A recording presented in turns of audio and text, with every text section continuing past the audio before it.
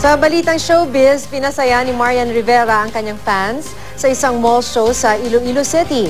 Bumisita naman sa Laguna ang cast ng primetime soap na My Husband's Lover. Makibalita tayo kay Katati Bayan.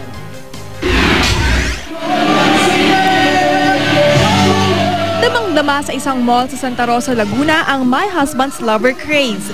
Hindi magkamayo ang fans nang lumabas ang mga bida ng primetime soap sa pangunguna ni Carla Abellana, Tom Rodriguez at Dennis Trillo. Lalong lumakas ang hiyawan nang maghandog ng song number ang Kapuso Stars. Abot-abot naman ang pasasalamat ng mga bida ng My Husband's Lover sa kanilang fans. Dapat daw abangan ang mga tumitinding pasabog at revelasyon sa show.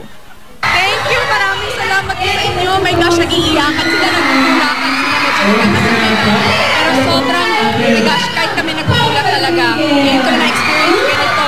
So yung bukingan pala bukingan. Bukingan, syempre inaabangan ng lahat kung paano nila mabubuhay si Vince at si Eric. So yun pa yung mga dapat nilang abangan.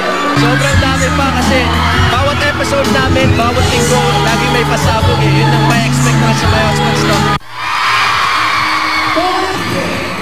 Dinagsari ng mall show ng Kapuso primetime queen na si Marian Rivera sa Iloilo City. Bukod kay Marian,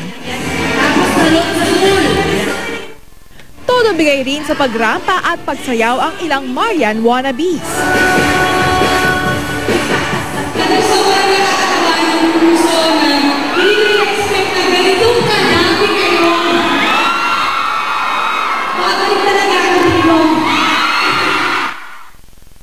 Pagkatapos ng mall show, nagkaroon pa ng pagkakataon ng fans na makapagpa-picture at magpa-autograph sa kanilang idolo.